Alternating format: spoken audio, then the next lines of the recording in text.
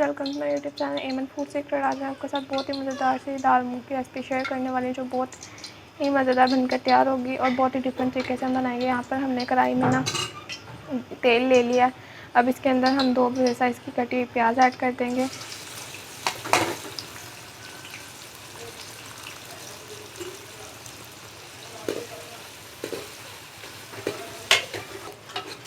यहाँ पर अनियन जो है ना का कलर चेंज हो गया, लाइट पिंक कलर का हो गया। अब इसके अंदर हम ना अदरक का पेस्ट ऐड कर देंगे।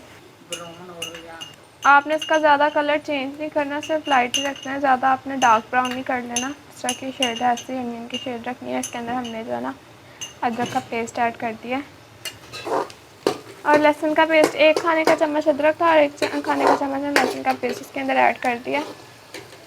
आप अनियन दाल की जो क्वान्टिटी है ना, ये जो रेसिपी है ना 1 पाव दाल की है, तो अगर आपकी दाल ज़्यादा हुई कम हुई तो उसके हिसाब से जो है ना आप अनियन की, लहसुन अदरक की बाकी जो है ना इसकी क्वांटिटी कम या ज़्यादा कर सकते हैं। तो यहाँ पर जो है ना 1 पाव दाल की है ये इसकी।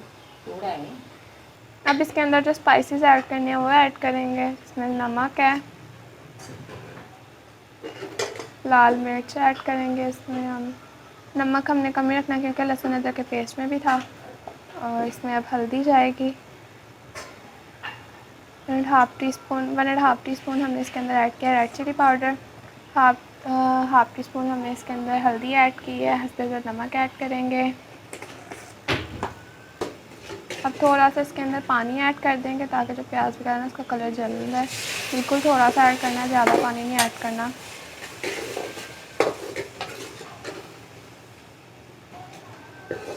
इसके अंदर हमने टमाटर वगैरह नहीं ऐड करने, दूध डाल के बनाएंगे तो इसके अंदर जो टमाटर है ना वो नहीं ऐड करेंगे। बहुत ही मज़ेदार ये बनकर तैयार होगी। और इसके अंदर गरम मसाला भी नहीं ऐड करना, बट फ्लेवर जो है ना बहुत अच्छा होगा।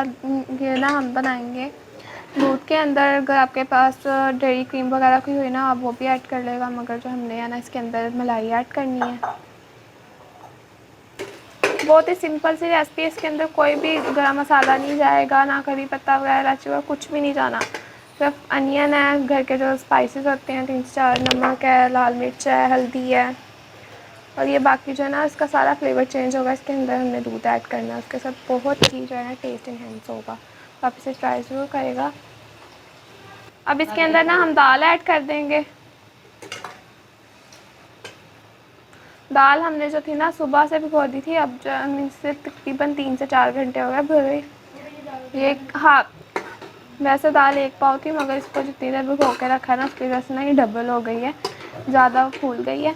तो आपने भी ना ज़्यादा देर से भिगो के रख देना, इससे क्या होगा पकने में देर नहीं लगेगी।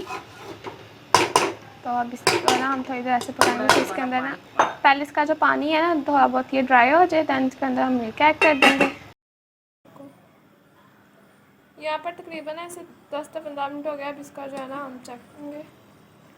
अभी थोड़ा सा जो दूध है सारा ड्राई हो जाएगा ना, सॉफ्ट हो जाएगी, तब तक इसे हमने पकाना है। घी जो है सेपरेट हो जाएगा, ऊपर से पेस्ट पे आ जाएगा, तब तक इसे हमने पकाएंगे।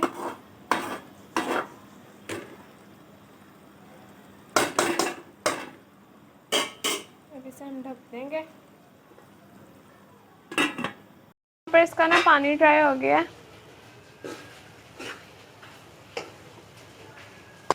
अब इसके अंदर हम दूध ऐड कर देंगे।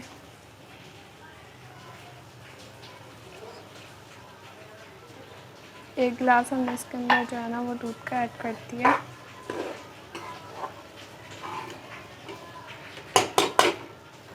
अब इसे हम पकाएंगे अच्छे से। आपने इसी स्टेज पे मलाई और या फिर आपने डेयरी क्रीम इसके अंदर ऐड कर देनी है और फिर इसे हम ढक के पकाएंगे। फिर इसे ढक देंगे। फ्लेम है ना वो स्लो ही रखनी है, ज़्यादा नहीं करनी। आप जो है ना इसने दम पर ही पकना है। अगर आप ज़्यादा फ्लेम कर देंगे ना तो जो है ना दाल जल जाएगी नीचे से। तो आपने जो इसकी फ्लेम है ना वो बिल्कुल स्लो ही रखनी है।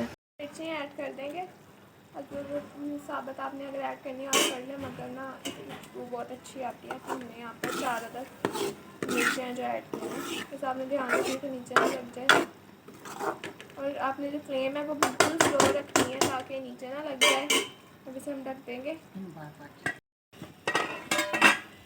यहाँ पर जो है ना ऑयल जो है ना सेपरेट हो गया हुआ है, ऊपर से टेस्ट भी आ गया। दाल जो है सॉफ्ट भी हो गई है। اب اس کے اندر ہم نا سبز دھنیا ایڈ کر دیں گے. اسے ڈش آؤٹ کر کے دکھاتے ہیں آپ کو.